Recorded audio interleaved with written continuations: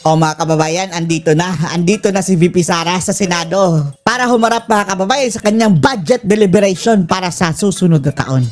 At dito makikita natin mga kababayan kung sino-sino ang mga hunyango ang mga nagpapanggap mga kababayan sa harap ni VP Sara, at nung pagtalikod niya, sasaksakin siya. Panoorin niyo po mga kababayan ha. Ayan. Sinong humarap sa kanya? Ayun, si Sherwin Gatchalian. Isa sa mga bumoto mga kababayan, dati yung una, na ituloy ang impeachment case kay VP Sara. Andyan din si Legarda. Ayun, si Tuta Soto mga kababayan. Tuta Soto. Ano ka ngayon, Tuta Soto? Nasaan ang tapang mo na gusto mong ipa-impeach si VP Sara Duterte? Paunti-unting lumalapit mga kababayan. Plastikan. Napaka-plastic mga kababayan. Itong dalawang ito. Itong gustong ituloy ang impeachment mga kababayan. Si Soto at saka si Gatchalian. Chika. Ano kaya sabi ni Soto? Hoy, ako tinalo mo ako kaya gusto kitang ipa-impeach. Ayun, lumapit talaga si Soto mga kababayan. Pa-picture pa. Hoy, wag kang mag-touchy-touchy Soto. Ayun, umakbay mga kababayan. Diyos ko Lord. Hoy Soto, wag kang umakbay Chancing. Mukhang chancing ba mga kababayan? Pa-picture pa sila mga kababayan. Sige. Ito yung mga inaapi nyo si VP Sara Duterte. Ngayon mga kababayan, nagkakandarapan na silang plastikan lang din yan. Soto, Gatchalian. Plastikan lang din yan mga kababayan. Pagkatapos dyan, bibirahin yan si VP Inday mga kababayan. Baka Marcos yung mga animal na yan pero na lang ito. Ito si JV mga kababayan, Ejercito. Duda rin tayo dyan. Pero andyan si Robin. Yang si Legarda, 50-50 din. 50-50. Ayan mga kababayan, si VP Inday Sara Duterte sa Senado. At pasado na po mga kababayan ang budget ni VP Sara Duterte sa Senado. Lusot mga kababayan. Kung inyong matatandaan sa Kongreso, hindi siya sumipot mga kababayan, hindi siya sumipot. Pero buti naman dito sa Senado, sumipot siya dahil ang mga hudas dito mga kababayan, 50-50 lang din. Hindi kagaya doon sa House of the Crocs mga kababayan na puno talaga ng buhaya. Dito, mukhang mayroon pang makukuhang patas si VP Sara mga kababayan. Usap-usap sila. At eto po mga kababayan, panoorin po natin ang kanyang budget deliberation Appropriations bill. The parliamentary status of which is that we are in the period of interpellation. I further move that we now consider the budget of the Office of the Vice President and recognize the distinguished sponsor, our Chair of the Committee on Finance, Senator Sherwin. Ano kaya ito Meron kayang humarang mga kababayan? Tingnan natin Hindi ko pa daw nakita Kung andyan sila Hontivirus mga kababayan na sila Matsing at si Pagpag. Na gustong lumpuhin. Chair is none. The consideration of House Bill 4058 under Committee Report number 18 is in order. In order we now na! recognize Senator Sherwin Gatchalian, the Chairman of the Committee on Finance. Sino ang sponsor na senador mga kababayan sa budget ni VP Inday? To sponsor the budget of the Office of the Vice President. Si Gatchalian. Thank you, Mr. President. Thank you. Siya pa ang sponsor Yung dati, di ba, yung 19th Congress pa mga kababayan gusto nilang ituloy. Di ba, lang sila Coco Pimentel. Kabilang yung si Gatchalian na gusto nilang ituloy ang impeachment. Thank you, Mr. President. Kahit wala pa yung ng Korte Suprema, resulta. Thank you, Majority Leader. Mr. President, we respectfully submit for the body's consideration the proposed new appropriations for the Office of the Vice President. And then mga kababayan, alam nyo ba, kaya nagtampo ito, medyo may pagtatampo ito kay VP Sara dahil nung panahon ng 2022, nagpunta riyan ng Davao City mga kababayan. Niligawan si Sara, gusto ko mag-Vice President sa'yo. Tinanggihan mga kababayan. Hindi ako magpe-presidente. Kung mag-Vice President ka, kalaban tayo. Umatras. For fiscal year 2026 amounting to 889 million pesos. Thank you, Ms. Wow, 889 lang. Di ba mga kababayan, kinaltasan nila. 1.2 sana yun billion mga kababayan. Mr. President. Majority Leader. Mr. President, to Ang daming natutulungan ng OVP mga kababayan ha. Luzon, Visayas at Mindanao. Hindi man lang nila pinaabot ng 1 billion mga kababayan ang pondo. Senator Robin Padilla is seeking the floor for a manifestation of support. I move that he be recognized. Manifestation of Senator support. Robin Padilla is recognized. And by the way, would like Buti naman. Wala yung sinavirus mga to kababayan. recognize the presence of the Vice President. Vice President Sara Go, Duterte. Robin. Welcome to the Senate. Your Honor. Your Honor, umalis ka dyan! Umpisa na bang over the backboard, Soto? Siguraduhin mo lang, Soto, na wala ka na ha. Wala ka na dyan sa pulpitong yan as Senate President pag-upo ni Sara Duterte. Go ahead, Senator Padilla. Maraming salamat po, Ginoong Pangulo at sa Robin! ating pong pinunong mayorya. Robin! Ako po'y walang katanungan sa ating ginoong sponsor. Bakit ka nandyan?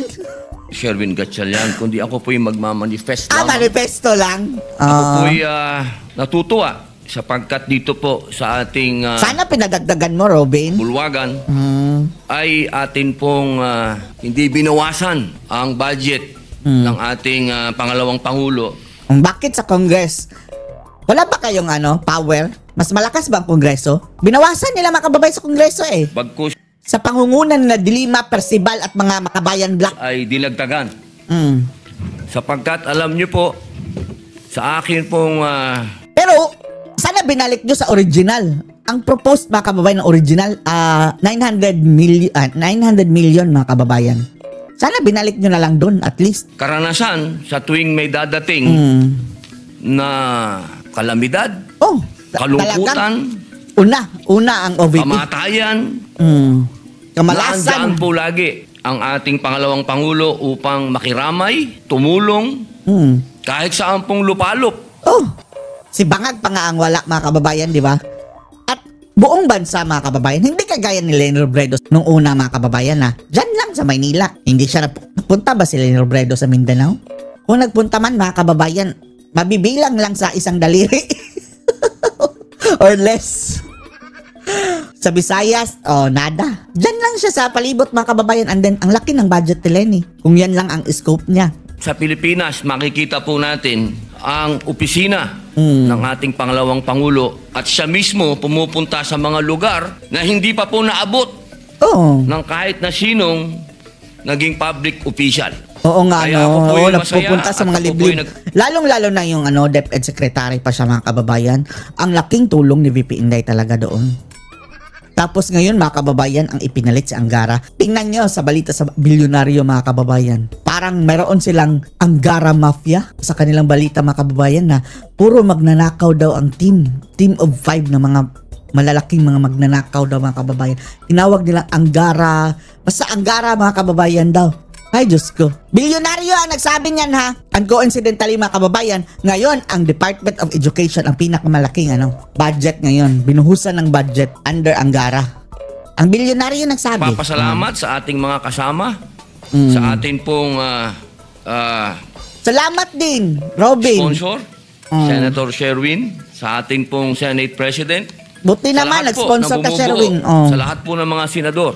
Maraming salamat po at hindi po nagmula dito sa ating bulwagan ang pang-iipit sa ating pang-iipit. pangalawang Pangulo. Muli po, maraming salamat. Yun lang. At pinatutunayan ko po ng napakalaki ng naitulong ng ating pangalawang Pangulo. Maraming salamat po.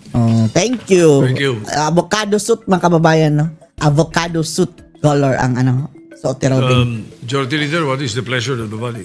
Ano Yes, Mr. pleasure President, ninyo? there being no other reservation for interpellation, Wala. I move to close the period of interpellation on the budget. Yes! Tapos na mga kababayan, ang bilis lang. Buti naman, wala namang asungot mga kababayan na kumukontra. Ang kapal naman ng pagmumukha ni Hintuveros mga kababayan na kukontra siya. Kukontra sa Hintuveros na nakakuha siya ng 3 billion mga kababayan worth of insertion last year. Isampal natin niya sa pagmumukha niya, may mga siya mga kababayan, mga flood control projects. Dokumentado na sa JEA, Hontiveros ang proponent mga kababayan. Tapos may gana silang harang-harangin si Sara ngayon. 800 million lang mga kababayan. Ay, Diyos ko. of the office of the Vice President and that the same be deemed submitted for the body's consideration. Consideration. Walang objection. The budget of the office of the Vice President is hereby deemed submitted. Yes! Pasado. 1 minute suspension. 1 minute suspension. Samantala mga kababayan, etong mga media mga kababayan, no. Visit talaga mga media, no. Bilyonaryo na naman mga kababayan. Grabe ang kanilang mga kababayan. Grabe ang kanilang headlines. Nabudol daw sila. Pagkatapos ng budget deliberation mga kababayan, ang headline sila, nabudol Senate media, nabudol ni Sara dahil akala daw nila mga kababayan magpapa-unlock ng interview si Sara Duterte. Tapos pagkatapos lang daw na bumati ng Happy New Year, Merry Christmas mga kababayan, umalis na daw. Hindi daw pa-unlock ng interview mga kababayan. Paano kasi? Di ba pinagpipilitan nila mga kababayan na tinanong talaga na, Sara, ready ka na bang pumalit kay BBM? Nung una mga kababayan, sabi ni Sara, ayokong sagutin yan. Sige, lumipas. Kinabukasan, agad na naman mga kababayan. Tanong na naman, Sara, what if, nilagyan ng what if ha? What if daw bababa sa pwesto si BBM? Handa ka bang pumalit? Ayun mga kababayan, sumagot si Sara dahil nilagyan ng what if bumaba sa pwesto ha? Ang media ang nag-speculate mga kababayan. No choice si Sara, of course. Bilang mandato ng pangalawang pangulo, trabaho ko yan. Dapat laging handa. Sinumpaan ko yan eh. If ever mag-resign. And then nga kababayan, si Claire Castro. Kasabwat ng mga buayang media na ito.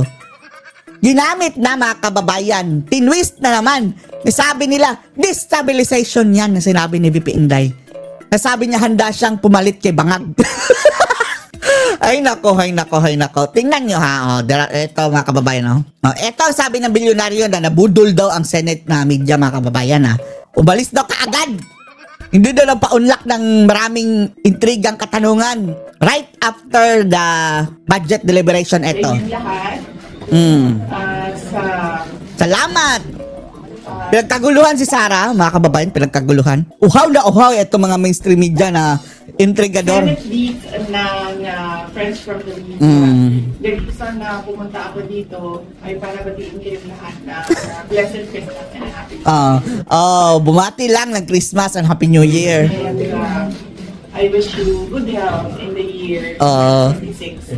And we'd like to thank the Senate of the Philippines. Pasalamat lang siya. The OVP year 2026 budget. Thank you!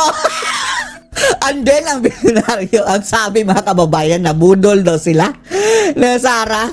Dahil akala daw nila mga kababayan, magpa-interview na naman. Nabudol daw sila ni Sara. Ay, Diyos ko, grabe talaga. Yung term nabudol, mga kababayan, ginamit talaga nila. Statements. Ayan. Nagtatanong ng intriga, mga kababayan. Iba't ibang intriga. Pero hindi ito ang panahon eh. Dahil ang dapat pag-usapan dyan mga kababayan tungkol sa kanyang budget. Statements. The president. Wala na akong questions. Hindi siya tatanggap ng questions. Sorry, mga intrigador. Next year na. Pag yung sinabi nyo na you're ready to... yan. Yan mga kababayan. Ito. Insistent sila mga kababayan na pasagutin si Sara na kung ready ka na ba. If ever bumaba si Ngagba. Nagpumilit sila mga kababayan. Ang media ang nagpumilit. Nung sumagot si Sara, tinwist. Next year na, mga animal. Thank you. Biglang mga hudas. Buti nga, wag mo na sagutin yan mga VP Inday, yung mga integrador na visit na yan. Kakampi yan ang mga Bangag eh. Ginutom ang mga integrador. Ang itsura ng nagutom na media. Eto na. Pakinggan nyo ang nito si BMW mga kababayan, Buhok Muwig. Balita nito si BMW. Tingnan nyo kung paano tinwist ni Claire Castro mga kababayan at mga kasamahang media. Ang sagot ni VP Inday. Tawag na Malacanang na political destabilization ang pahayag. Destabilization sumagot lang animal. Tinanggihan nga yan ni VP Inday sagutin una. Tapos pinilit nyo. Nilagyan nyo ng what if. Kayo ang naglagay ng what if situational. Alam nga naman hindi nga sagutin ni Sara. Ngayon destabilization na mga kababayan. Vice President Sara Duterte. Hindi yun pahayag. That is a response to your questions. Kinahanda siyang pumalit sa pwesto ni Pangulong Bongbong Marcos. Natural siya, Vice Presidente, common science. It is not acceptable. Ito, grabe, ito fake news na naman mga kababayan. Not acceptable. A Vice President to anticipate the resignation. Hoy, siya ba ang nag-anticipate? Ang media nga. Masarap sampalin ng nito mga kababayan, dila, no? Ang media ang nagbigay ng hypothetical question, mga kababayan. Pilit ng tanong. Sinagot lang ni VP Sara dahil once and for all, matigil na sila sa kakatanong. And then eto, big deal na. Of the President. Twisting that Presidente na pinagsisig. Nangagngag. Presidenteng adik, sabi ng kanya kapatid. Presidenteng kurakot, sabi ni Zal dito. Nilang bumaba sa pwesto. Ikaw, kailan ka bumaba dyan? This is definitely a form of political destabilization. Wow, destabilization. Sino bang nagnanakaw? Sino ang nagdi-destabilize ng gobyerno ngayon? Di ba under the Marcos administration? Tayo Sabi ni mismo ang Palace sumisira Press sa Officer gobyerno. Undersecretary Claire Castro, pinahihina ng pahayag ng PC ang kumpiyansa ng taong bayan sa pamahalaan. Ay, matagal lang mahina ang kumpiyansa ng taong bayan, ungas. Ano nga bang trust rating mo? Example, sa Mindanao, 3%. Di naman ang palasyo na pick to lead si Pangulong Bongbong. Pick to lead. Lead sa mga kagayan yung mga hunghang. Ang nagsasabing mga kababayan, ganyan, ang puring-puri. Ito lang din na mga alipores niya mga kababayan. Marcos. Grabe makatawa, eto mga kababayan, may nakalkal tayo na video, ha. Additional ito mga kababayan, in connection dito sa mga kabangagan ng mga Marcos. Di ba may pasabog si Zaldic ngayon mga kababayan tungkol dyan sa pagiging smuggler ni Lisa Araneta. Tapos kasangkot ng kanyang kapatid mga kababayan sa smuggling. Eto, way back mga kababayan, 2022, 2023. Etong chismoso na si Ramon Tulfo mga kababayan, sinabi na rin yan niya na itong kapatid ni Lisa mga kababayan na si Martin Araneta is sangkot dyan sa smuggling. Nakalkal natin ang video na ito, ha? Isa pa ito sa dagdag na patunay mga kababayan, although galing ito sa chismosa na si Montulfo, pero matagal na pala na alam mga kababayan ng marami. Iginawit ni Montulfo ang utol ni First Lady Lisa utol. Ito yung panahon na unit team pa mga kababayan, kaya si Montulfo bira ng bira sa mga bangag. Later on, kakampi na mga kababayan. Sa kontrobersya. Utol ni Lisa Araneta Marcos. Sibuyas. Yes. Kaya pala amoy sibuyas si Admiral. At iba pang balita sa report. Pascual. Amoy sibuyas. Ikinuha ni Montulfo ang kapatid ni First. At tagal na to nitong picture ni Montulfo. Bakit ganyan ang... Parang jabadahat na rin ang itsura ni mga kababayan, Montulfo ngayon. Luma na itong picture niya Lady Liza Araneta Marcos na sangkot sa smuggling ng sibuyas. Ayun Ayan, para si Mr. Bean mga kababayan, nasa kanan. Yan ang utol ni Lita Araneta. Sa ilang Facebook post ng kolumnista, sinabi niya na si Martin Araneta, kapatid ng unang ginang, ay kasosyo sa negosyo ng umano'y onion smuggler na si Michael Ma. Ayan. Smuggling. Tapos si Lisa Araneta mismo, ang sabi nga ni Maharlika, ang tawag niya sa kay Lisa Smugs. Tapos di ba may balita din mga kababayan na ang nagmaniobre talaga dyan sa customs is si Lisa Araneta din daw. Balita din yan sa bilyonaryo. Si Ma ay presidente umano ng China Philippines United Enterprises na may opisina sa kaparehong gusali at palapag ni Attorney Liza. Michael Ma. Hindi yun Michael Yang mga kababayan na iba yun. Ito Michael Ma. Samantala, mariing itinanggi ni dating National Security Advisor Clarita Carlos mga kababayan na ang sabi na normal lang daw ang pagbabatak mga kababayan ni na BBM at Lisa dahil taga New York. Ay, nako mga animal. Ang mga kumakalat na balitang may kinumpirma niya mga kababayan na hindi naman kinumpirma pero parang indirectly kinumpirma dahil ginastify niya Normal lang yan sa kanila dahil taga New York.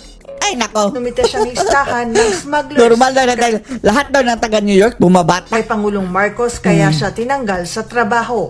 Aniya ang National Intelligence Coordinating Agency ang dapat tanungin kung nagsumite sila ng ganitong listahan. Wala na mga kababayan aamin. Lahat yan under the President. Sa Pangulo. Dagdag pa ni Carlos, nagbiti na siya sa tungkulin kaya't dapat na siyang tantanan ng kanyang mga kritiko. Ito rin, no, itong mga tao din ng ganito, mga kababayan, no, magaling lang sa salita, mga kababayan, pero in action, ay nako, ang lalamya. Sa iba pang ito pa. Etong interesting, mga kababayan. Di ba alam naman natin na si Sandro Marcos, bago pa yan naging congressman, mga kababayan, nag-training yan kay Tambaluslos, nag-apprentice. O ngayon, mga kababayan, daan-daang bilyon. Bilyon ba? 50 billion. Ang insertion, sabi ni Zaldico, mga kababayan. Sabi ng ilan, bata pa lang, nang rakot na. Dahil well-trained, mga kababayan, well-trained. Dahil andun, mga kababayan, nag-training sa opisina ni Martin Romualdez dati. Ngayon, ang pangalawang anak ni Marcos, mga kababayan, pangalawa ba ito? O bunso? Ewan na natin. Nag-training na naman, mga kababayan, sa opisina ni Martin Romualdez. At plano siguro, mga kababayan, patatakbuhin na naman ito sa politika. Diyos ko, Lord. Tapos ang kanilang sensei, mga kababayan, ang kanilang amo, professor, si Tambaluslos. What do you expect? Aside sa pagiging Marcos, mga kababayan, doon pa nag-OJT kay Tambaluslos. Balita, isang intern sa Office of the Speaker, si Vinnie Marcos. Intern! Expect na natin na matuturoan ito ng matinding kabalastugan, mga kababayan. Ang bunsong anak ng Pangulo. Bunso Ayon pala. sa tanggapan ni House Speaker Martin Romualdez, nagsimula si Vinnie sa kanyang napasa mo ba lahat ng kabalastugan mo, Martin Romualdez, sa anak ni Marcos? training sa proseso ng paggawa ng batas. Paggawa ng batas at magbutas. How about pagnakaw? Noong Enero 23, ituturo umano kay Vinnie ang mga trabaho ng Kamara de Representantes. Diyos ko, Lord. Tingnan nyo, mga kababayan, etong mga demonyang anti-Marcos, Francine Castro, dati pa ito, 19 Congress, yung wala natin. Sabi nila NFA, pero wala tayong ebidensya dyan, kaya hindi tayo muna naniniwala. For safety lang, para hindi tayo makasuhan. Si, pangalan niya? Arlene Brosas. Ang laki ng ngiti, mga kababayan. Andito ang Marcos, Raul Manuel, andun, mga kababayan. Mga kalaban yan ng mga Marcos. Ngayon, todo pa-picture, mga kababayan, sa kamarcosan. Kasama ang mga ginagawa ng iba't ibang komite sa pagpasa ng mga panukala. Sama-samang babangag muli. Na pakikinabangan ng publiko. Ay, Diyos ko. Well-trained, di Tambaluslos, mga kababayan. Kaya kapag yan, papasok yan sa politika, alam nyo na kung ano ang gawain. Kagaya din ni Sandro.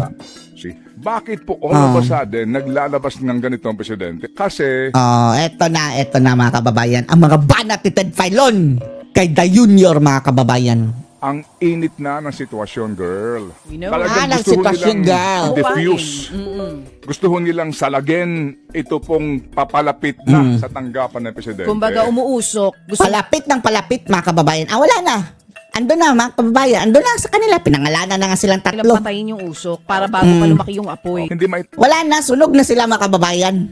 Patayin nyo na ng usok. May apoy na. Nasunog na kayo. Natupok na kayo ng apoy, mga Marcos. Tatangge, standing on shaky ground ngayon ang Panguluhan.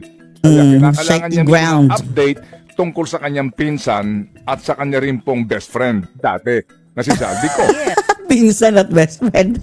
Alright. Okay. Dapat po dito kasi kung totoo na ang gusto niyong tumbukin na sa mga kasi admittedly, huwag na tayo magpaligoy-ligoy pa. Nanganganib, delikading. Delikading? Sino? Kumbaga po, shaking.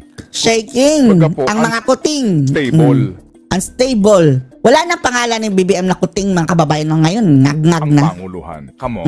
Diba? Come on. Mga kapatid, early today, si Pangulong Marcos po ay nagbas ng kanyang statement, no? Yes. Pwede man pakibasa mo nga ulit yung konteksto na sinasabi. Eto na ulit, mga kapatid. Sa mga hindi po nakaabot kanina, maaga. Talaga bang si Marcos ang nag-ano niyan? Gawa ng statement na yan? Pinagawa lang niya sa mga kababayan. Kung sino man. Tapos, sige, labas mo na yan. So, bandang mga alas 6 pa lang ng umaga. Narito po ang statement ng Pangulong Marcos Jr. Ang na nakapost din po sa kanyang Facebook page. Sabi niya po ulit dito, babasahin ko, mga kapatid, magandang araw po sa hindi magandang araw namin, Ngag, kapag ikaw ang nakikita namin. Inyong lahat. Kagaya ng aking nasabi noong nakaraang report ko. Kagaya ng aking nasabi ng report ko. Ano pala sinabi mo? Pagre-report ko sa tao. Patuloy! Yun ang sinabi mo na nakaraang report mo. Oh, gayon din. Inulit mo lang. Ayan, tungkol sa mga kaso at saka sa mga impormasyon na nakukuha natin tungkol sa mga flood control project na hindi maganda. Tapos, yung flood control ng anak mong si Sandro, bakit hindi mo sinasali? At kaya ngayon ay nais kong ipaalam sa ating mga kababayan ng ICI at saka ang DPWH ay na yung mga kontrolado mo, lahat ng nakuha nila na impormasyon ay ire-refer, ibibigay na sa ombudsman. Ay, ombudsman na siya din ang nagtalaga, mga kababayan. Ano na ba ito, mga kababayan? Parang lokohan na to, no? Para imbestigahan ng ombudsman. Lahat ng pambubudol, mga kababayan. Ito ay tungkol sa mga impormasyon ng dating Speaker Martin Romualdez at saka ni Zaldico. Sige, kaso nga, bakit walang kaso ngayon si Romualdez? Pag nakita lahat ng ebidensya, baka mag-file ng kaso ng plunder o anti-graft o indirect bribery. Malakas naman ang loob indirect bribery lang natin na yung ombudsman ang ginagawa lamang ay sumusunod sa ebidensya. Ay, nako. Ay, bending dalo na nga sinasabi niya. Tapos sumusunod sa ebidensya. Diyos ko, Lord. At kung saan tayo dinadala ng ebidensya, doon pupunta ang ating investigasyon. Tapos, what if niluluto na yung ebidensya, deliberately, mga kababayan, maglalabas ng mga ebidensya, mga mahihina para madaling lusutan? Aming salamat po. Magandang araw po sa inyong lahat. Hindi magandang araw namin. Syukran. Syukran, bangag ka. Huwag kang gumagamit-gamit ng syukran. Kabisara yan. Ay, walang syukran. Wala pong syukran sa dulo. Syukran. Ito din si Chacha. Tsatsakin ka namin dyan. Hindi Sara pala yun. Har. Syukran. Nang dating Tributed. Yan. By Martin Romualdez. Ay, nako. So, resource person ninyo si Martin Romualdez. Animal. Dapat ho dito kasi kung totoo na ang gusto niyo tumbukin na sa mga kasi ho admittedly magpaligoy-ligoy pa. Opo. Nanganganib, delikading. Kumbaga po, shaking. Delikading. Ito ba ho ay isang pahayag na maaring seditious mong ituring ninyo? Na lang, di ba? Ayoko na, di ba? Ito ba ho ay isang, sa mga, kasi ho, admittedly, huwag na ho tayo magpaligoy-ligoy pa. Opo. Nanganganib, delikading. Kumbaga po, shaking. Kumbaga po, unstable. Juding. Ang panguluhan. Unstable. Kasi unstable lang siguro pag-iisip. Isang pahayag na maaring seditious mong ituring ninyo with all... Halaka, baka kasuhan ka. Karapatan po natin ito sa ating pong opinyon at pamamahayag. Bakit? Sa iyong opinyon, delikading. Ayoko na pong ubusin pang... At unstable. Huwag ka na mag-explain. But basically po, hindi maitatanggi, standing on shaky ground ngayon ang Panguluhan. Kaya kailangan niya mismo mag-update tungkol sa kanyang pinsan at sa kanya rin pong best friend.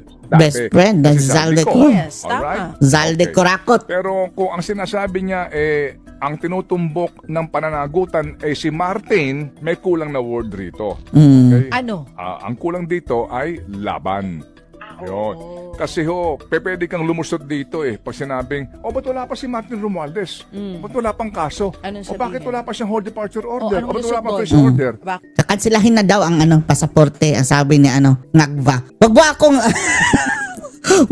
ngag. Ikakansila ko ang iyong pasaporte. Papauwiin kita. Kasi ang sabi ko naman, di ba? Ang mga informasyon, Okay. Ay tungkol ang mga impormasyon ng dating speaker. Yun. Ay tungkol sa mga impormasyon ng dating speaker. Bakit?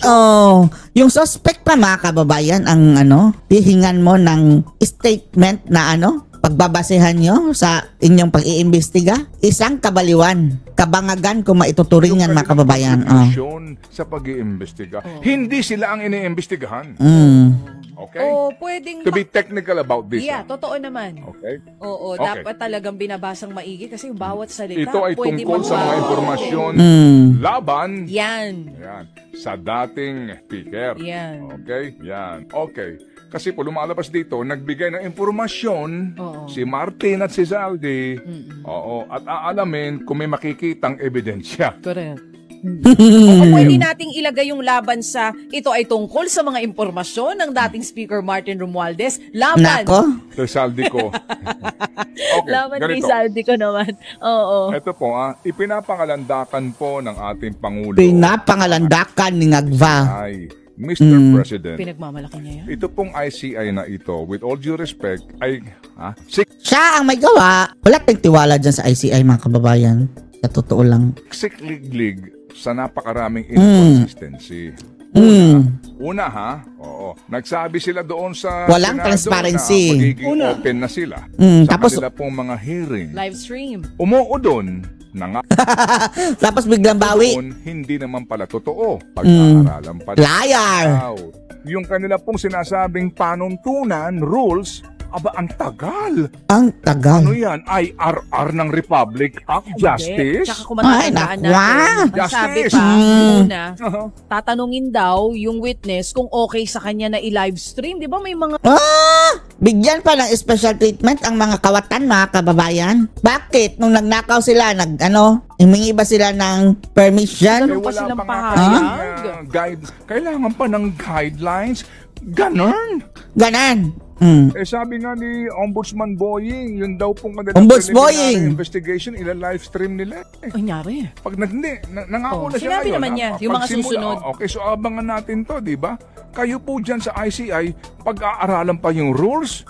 Puro aral, walang tutunan. Nakamalaki ditong kabalintunaan dito sa kabalintunaan at kabangagan. Again mga kapatid ginagalang ko po, lalo na po si former Secretary Babe Singson. Ay, nako. Dito lamang pagtansya, baka overruled siya sa kanyang gustong gawin. Kasi itong ICI na ito, sino ba ang pakakatandaan ninyo na naimbitahan na po nila? Na hindi manood, ang kanila pong pagtatanong o hearing. Sino? Sabi po sa report na ito, si Manny Bonoan, Mark Villar, Bulacan 1st District Engineers Henry Alcantara, Bryce Hernandez, JP Mendoza, Curly and Sara Diskaya. At ang pa dito, mga kababayan, nakakatawa. Nagginugulpi nila si Diskaya nung una, mga kababayan, Lahat talaga laban kay Diskaya. Ngayon, mga kababayan, ang Diskaya ang wala pang isampang kaso. Wala pa. Hindi pa nila nakasuhan. Paano na yan? Har. Har. Escudero, Grace po.